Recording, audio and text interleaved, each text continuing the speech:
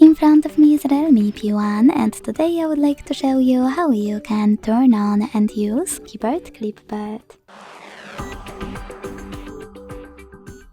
Begin by launching your keyboard and clicking on Clipboard at the top of it. Then use this switcher at the top right corner to activate it and go back thanks to this arrow at the top left one. Now to use Clipboard, just copy or cut any text, and to paste it, click on it at the top of your keyboard. To paste it later on, click on Clipboard and tap on your text here. To pin it, hold it and use pin icon. Unpin it the same way.